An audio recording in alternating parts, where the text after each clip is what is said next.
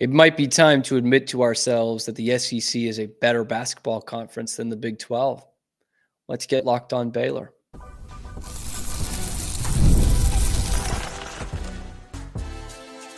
You are Locked On Baylor, your daily podcast on the Baylor Bears. Part of the Locked On Podcast Network, your team every day. Hello there, Bears fans. Welcome to another episode of Locked On Baylor, brought to you by Game Time. I'm your host, Cam Stewart of ESPN Central Texas and the Cam Show on Rogue Media Sports Network. Appreciate you guys making it your first and second listen every day. Today, we're looking at the hierarchy of college basketball. Is the Big 12 being knocked off its throne? Some pretty good reasons as to why they are. Plus, Baylor and Arizona tonight, what was a big-time matchup to start the season, but have the Bears had a big-time trade deadline deal, so to speak. There's new secret weapon. We'll tell you about him coming up on this episode of Locked On Baylor. But first, it's been kind of a thing to bang the drum at for years, is that the Big 12 is the best basketball conference. It has been for, I would say, close to a decade now. People started realizing it 3 or 4 years ago, maybe 5 years ago. But it's been that good for a long time. And obviously they had the great stretch of having those teams in the Final Four all that many years in a row. Was it 5-6 years in a row? And had a team in the championship game for 3 straight years, won back-to-back in 21 and 22. You could well have had 2 teams in the Final Four in 2020. I think that was a very real possibility with how good Kansas and Baylor were that year. They were the 2 best teams in the country, really, those 2 in Dayton. But now as we sit in January of 2025, I look at the AP poll, the top 25, and it is all SEC. The conference that once couldn't have cared less about the game they played in the winter, because once you get to basketball, that just means football's over. Well, it's becoming an SEC world. Georgia's in the rankings for the first time in like over a decade. And you look at the AP top 10, and there's 5 SEC teams, including number 1 in Auburn. It's the first time ever that both the Iron Bowl teams have been in the top 5 in the same season, let alone the same week. Is it becoming an SEC sport? Well, yes and no. Because let's be honest, right now, as we stand in January, the SEC, I think, is a better conference right now at the top. Now, we don't judge the great conferences by what they are at the top. In fact, we use this with football all the time. Do you want, those couple of teams at the top like the Big Ten has in football, or would you rather have the breadth of it like the SEC usually has in football? I think breadth-wise, basketball's pretty good in the Big 12. And now with 16 teams, you can point to a couple more teams than usual that aren't as good. And, Kansas State is bad right now. They're below 500, which usually they're a pretty solid team. But West Virginia's been in the dregs the last couple of seasons, and they're a pretty damn good team this year. They should be in the rankings. Okay, they've had a couple of top 5, top 10 wins this year.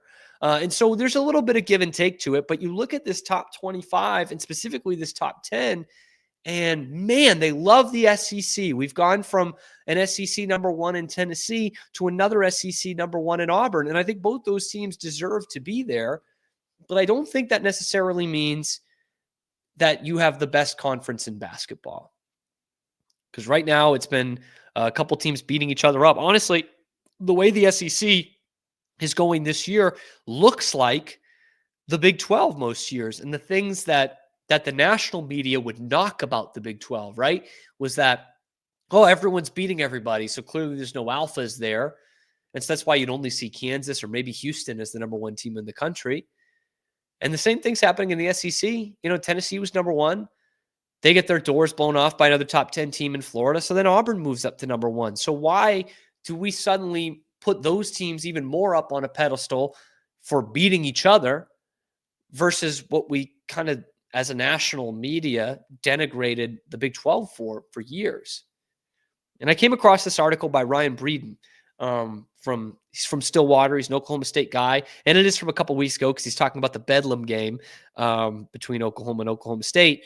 And he talks about how ESPN is kind of crowning the SEC now because Oklahoma beat Oklahoma State. And he does mention it in there. It's like, look, Oklahoma State basketball is no longer like the showpiece of our conference. Okay, let's not judge this conference based on what Oklahoma State does, because that's not really what we're known, whom we're known for anymore. Let's look at what Kansas does, what Houston does, what Baylor does, and those kind of Iowa State, obviously number 2 in the country. Lest we forget, we have the SEC at number 1 and number 4, but the Big 12 is in at number 2. And he brings up a good point in terms of March success. The SEC has not had a national champion since 2012. Anthony Davis, that team at Kentucky. Anthony Davis is in year 13 in the NBA. So it's been a long time. In the past 5 seasons, the Big 12, this is coming straight from the article if you couldn't tell. In the past 5 seasons, though, the Big 12 has had 3 representatives in the championship and had Kansas and Baylor actually lift the trophy. And to take it a step further, this isn't the first time the SEC has been hyped up during the season just to crash and burn in March. In the last 6 tournaments, 25 SEC teams have been seeded a 6 seed or higher. Just 6 of those 25 teams, Arkansas did it twice, including a loss to Baylor. Alabama, Tennessee, Kentucky, and Auburn have survived past the Sweet 16. So you do need to have kind of that March success. That's what propelled the Big 12 to finally get that recognition of being the best conference in America, was that success in March. But let's look at the flip side of this. After having that great run of teams in the Final Four, the Big 12 hasn't had one in the last 2 years. In fact, they didn't even have a team in the Elite 8 last year. So they're moving backwards. Whereas the SEC is getting more of these teams at the top of the AP poll. And I can already hear my Big 12 fans yelling at me. Cam, what do you care about what do you care about the AP poll? We don't care about the AP poll anymore. We care about KenPom. That's where it matters, right? Right. And if you look to KenPom, you can look through kind of the BS, so to speak. He still has Auburn number 1 and actually doesn't have Iowa State number 2. But there's a lot more love for the Big 12 in this one. Houston number 3, Iowa State number 4, Kansas number 7. So you've got some more Big 12 flavor in there. And while you do have Auburn number 1, you still have a couple SEC teams in the top 10. You've got some big-time ratings differentials, okay? Because you still have, again, Auburn 1, Florida 5, Tennessee 6, Alabama 8. So you still got a bunch of SEC in there. But I got to go all the way down to 21 to find the Kentucky Wildcats. Really? Because I only have to look to number 8 to find them in the AP rankings. In fact, they're immediately ahead of 2 Big 12 teams in Kansas and Houston, both who are inside the top 10 for KenPom. And you've got to go down to 15 to find A&M, where they're ranked, number 12 in the AP poll. And I look and see Baylor at number 18, a team that's barely squeaking in at number 25 in America, and Texas Tech at 17, which isn't even in the rankings in the AP. KenPom knows ball, and he sees the Big 12 as still being that dominant conference. And lest we forget some of the teams that have been very successful in the SEC this year, like Tennessee. Wonder where they got their head coach. Kind of got him from the Big 12, didn't you? That's a good one. How about Kentucky? Where'd they get their coach? Oh, yeah, the Big 12. Ole Miss, which is back in the rankings at 21. Where did they get their head coach? The Big 12.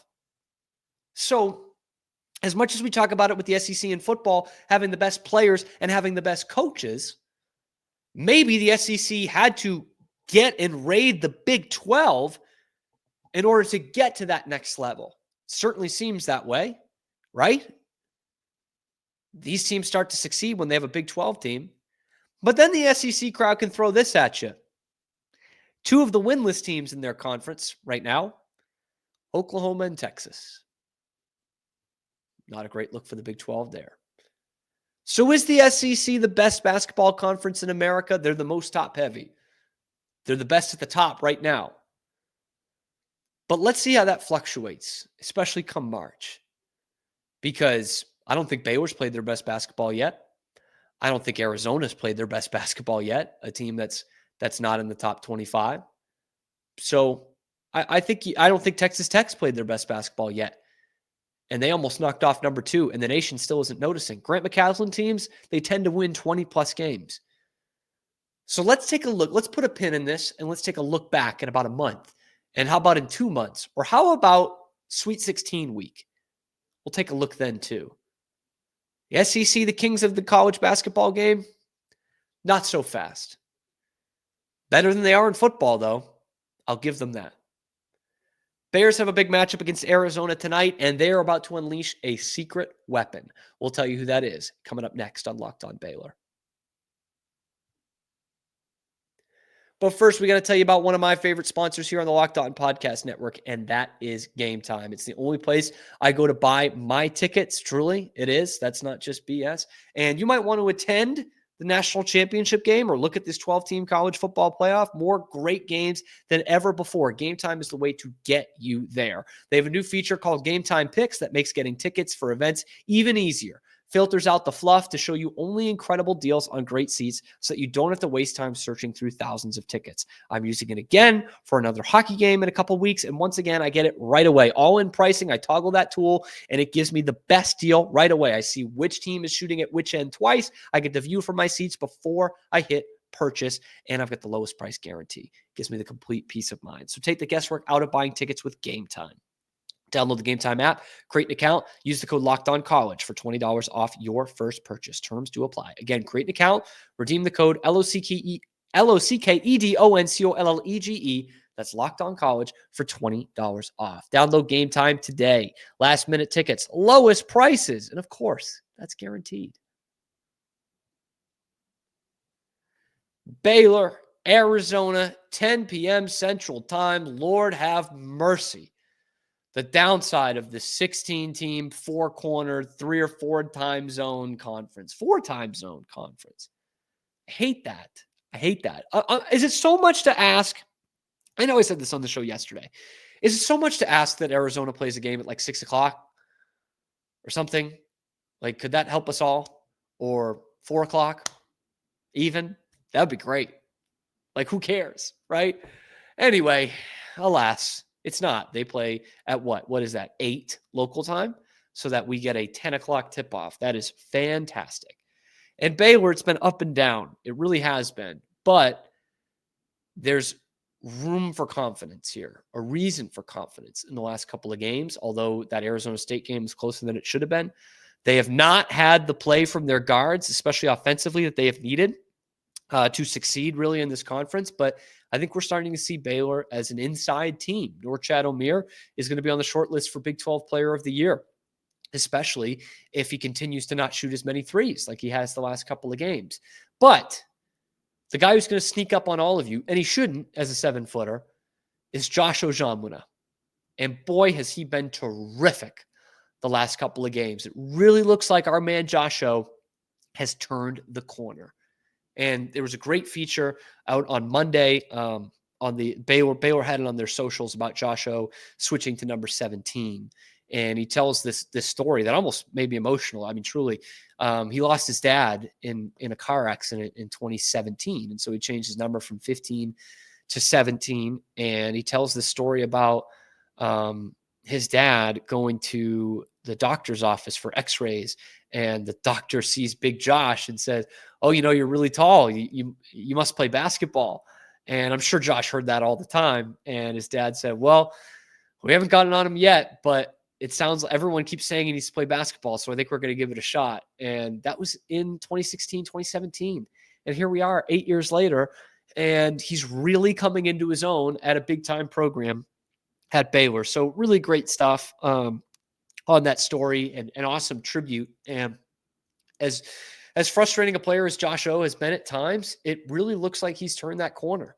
The last couple of games, he's been tremendous. He went off in that Arizona State game with a career high 17 rebounds. Am I right in that? Josh Ojamuna, 17 rebounds, 12 points, 6 of 6, perfect from the floor, and 17 rebounds in 39 minutes, and only committed 2 fouls and still played good defense. So, usually you see that from a big man. You're like, oh, he wasn't involved in the game. Not the case. Josh O has been a huge breath of fresh air for this team that has been kind of up and down on big men the last few years. And these last few games from Josh really reminds me of kind of what we saw from Jonathan Tchamwa in the national championship season. I know they're not the same player and don't do the same roles, but I remember John being, he was kind of an energy guy the whole time, but in the early part of that season, you're like, well, I don't know where this guy's going to fit into the rotation when it comes to Big 12 games and where the games really matter, because, they like Flo Thamba. Matthew Myers, a really switchable guy off the bench. I just don't know how much they need Jonathan Tchamwa, maybe 5 or 10 minutes a game in the Big 12 season. And then you started to see some games from him where you're like, oh man, no, this guy does have a role in this team. And it's kind of the same thing with Josh. Obviously he would have had to play more because they don't have a backup center really. But you're like, I just don't know. In fact, I was saying this. A lot of Baylor fans have been hard on him, and I've been one of them. Of like, I don't know where he fits in. He's got to do more for you. And now he's doing more. And now you see a defined role for Josh Ojamwina in this team. And he's a big reason why they're one of the best rebounding teams in the Big 12 and therefore one of the best rebounding teams in the country. And we know how important that stat is when it comes to the NCAA tournament. I wish this team had some better shooters to really make the most of that like they did in 2021. But Josh O has been just fantastic for them. And he's had some games here and there. I remember last year, Cincinnati, he had a good game at home. And then he had a nice double-double at West Virginia in a win there. But he never quite put it together for like the whole season. He never put 3 or 4 games in a row. And he's starting to do that right now, man. Like he had a double-double at Iowa State, which kind of got lost in the fact that they got blown out. He has a double-double at Arizona State in a win, had a nice 10-7 against Cincinnati. He's just coming into his own, man. I know I keep saying that term a lot, but he really is. And it's not just against Norfolk State or ACU. He's doing it against top-level opponents here. And it wasn't that case earlier in the season, right? He had a 2-point game, a 2.4 rebound game against Tennessee. They got their butts kicked in that one. Even in the double overtime game against St. John's, he played 17 minutes. They played 50 minutes for the game, and he only played 17. 2 points, 4 rebounds. Like he wasn't doing a lot. 4 points, 3 rebounds against Arkansas. It's kind of on a milk carton there. But now he's coming around. Baylor really needs this because they're going to be a team that's going to win some games inside, in the paint, the way that Jeremy Roach and Jaden Nunn have been playing. They still need those guys to step up. But with what Norchad Omier and Josh Ojamwina are giving you, you can wait for them to kind of get it together. This game tonight is going to be a real tough one. I love the way that Josh handled himself against Quaintance for Arizona State. This is going to be a different animal in an actual environment at Arizona. Tempe, that was a library. They got an actual environment tonight in Tucson and a team that is hungry for a ranked win in Arizona, a ranked win they know gets them back in the rankings. They just kicked the crap out of West Virginia last week in Morgantown, and they've been waiting for this one and had this one circled on the calendar. So we'll see how that goes. But what a big addition to this lineup Josh Ojamwina has been. Let me know what you guys think about Josh O down in the comments below. Let me know what you think about this SEC Big 12 thing. Is the SEC now the best conference in college basketball? Please do. Let me know in the comment section below, and then be sure to like and subscribe because it helps out the channel a lot. We keep growing thanks to you guys, and we appreciate you making it your first and second listen every day. We'll be back with you in the morning on your favorite show, Locked On Baylor.